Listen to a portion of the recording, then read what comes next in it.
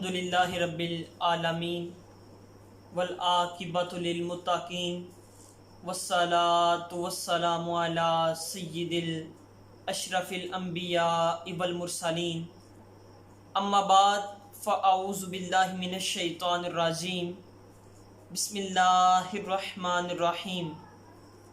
فرمان مصطفیٰ صلی اللہ تعالی علیہ وآلہ وسلم ہے کہ جو شخص مجھ پر دن میں ایک مرتبہ درود پاک پڑھتا ہے اللہ عز و جل اس پر 10 رحمت نازل فرماتا ہے۔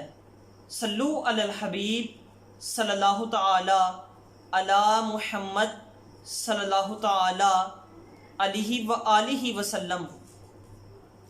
اللہ کے نبی ایک کمرے میں بیٹھے بیٹھے اچانک رونے لگ پڑے کہ آپ کے اس رونے کی آواز آہستہ آہستہ بڑھتی گئی۔ جب آپ کی آواز بڑھ گئی اور حضرت ام سلمہ نے جب اپنے کانوں سے آپ صلی اللہ تعالی علیہ وآلہ وسلم کے رونے کی آواز سنی نا تو اس کمرے میں داخل ہوئیں، بھاگتی ہوئی گئیں اور اس کمرے میں داخل ہوتی ہیں تو کیا دیکھتی ہیں کہ اللہ کے نبی اپنے نواسہ جان حضرت امام حسین کو سینے کے ساتھ زور سے لگا کر زارو کتار رو رہے ہیں۔ حضرت ام سلمہ نے پوچھا کہ اللہ کے نبی آپ اتنا زارو کتار کیوں رو رہے ہیں؟ اللہ کے نبی نے ارشاد فرمایا اے ام سلمہ کہ ابھی آسمانوں سے جبریل میرے پاس اللہ کا پیغام لے کے آئے تھے کہ اے نبی کہ آپ اپنے نواسہ جان، اپنے بیٹا، اپنا لہتے جگر، نور نظر حضرت امام حسین کا جہاں سے گلا چومتے ہیں یہ امت وہاں پر چھرا پھیر کر آپ کے نواسہ جان کا آپ کے نواسہ جان کی گردن کو کاٹ دے گی۔ آپ جس زلفوں کا بوسہ لیتے ہیں وہ زلفیں خون میں لت پت ہو جائیں گی۔ اللہ کے نبی یہ امت آپ کے اس بیٹے کو، آپ کس نواسہ جان کو شہید کر دے گی۔ اللہ کا یہ پیغام آیا ہے ام سلمہ میں اس لیے زارو کتار رو رہا ہوں کہ یہ امت میرے حسین کو شہید کر دے گی۔ اے بھائیو، اللہ کے نبی اگر اس وقت دعا کرتے تو یہ کام یہیں پر رک سکتا تھا، آپ کے نواسہ جان کو کوئی شہید نہیں کر سکتا تھا، یہاں تک کہ کربلا کے سرزمین پر ایک شہید بھی نہیں تھا ہونا۔ اللہ کے نبی اگر اسی وقت دعا کر سکتے تھے لیکن اللہ کے نبی نے دعا نہیں کی تھی۔ کیوں کہ اگر کھیتی کا مالک بھی اپنی کھیتی کو پانی نہ دے تو وہ کھیتی وہاں پر رک جاتی ہے۔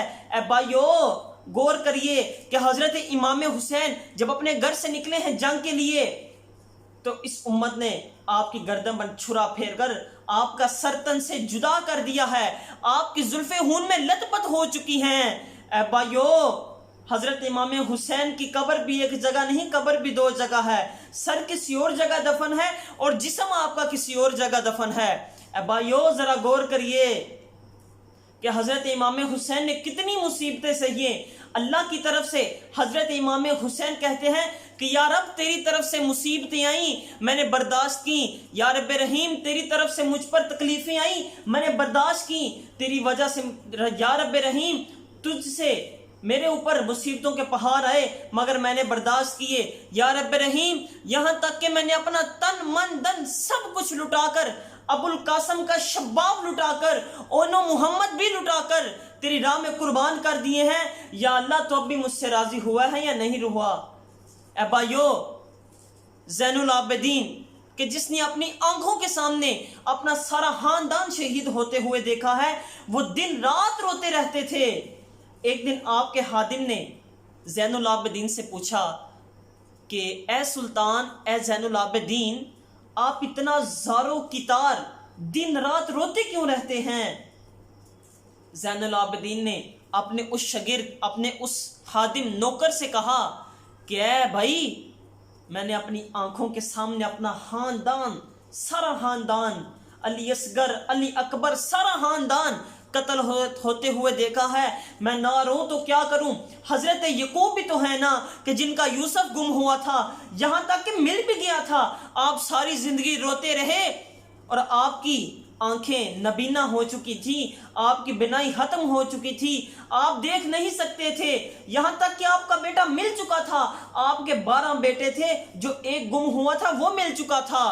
اے بھائیو پھر بھی حضرت یعقوب دن رات روتے رہتے تھے یہاں تک کہ آپ کی آنکھیں نبینا ہو چکی ہیں۔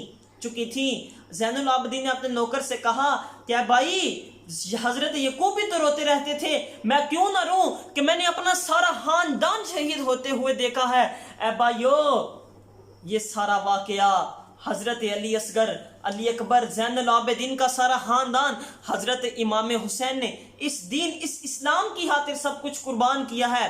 اے بھائیو، دن میں 24 گھنٹے ہوتے ہیں، کیا ہم 24 گھنٹوں میں سے 2.5 بھی نہیں، تقریباً 2 بھی نہیں گھنٹے لگتے، ہم 5 وقت نماز کے لیے، قرآن مجید کا تھوڑا سا سبق پڑھنے کے لیے نہیں نکال سکتے؟ ہمیں کچھ اپنے محاسبے پر غور کرنا چاہیے کہ ہم اپنی آخرت کی کیا تیاری کر رہے ہیں۔ بھائیو، موت برحق ہے، جنت بھی بن چکی ہے، دوزخ بھی بن چکی ہے۔ اے بھائیو، موت برحق ہے، آپ نے بھی مرنا ہے، میں نے بھی ایک دن مر جانا ہے۔ ہم نے موت کی کیا تیاری کی ہوئی ہے؟ اللہ تعالی ہمیں اپنی موت کی، قبر کی، آخرت کی تیاری کرنے کی توفیق عطا فرمائے۔ وما علینا الا البلاغ المبین۔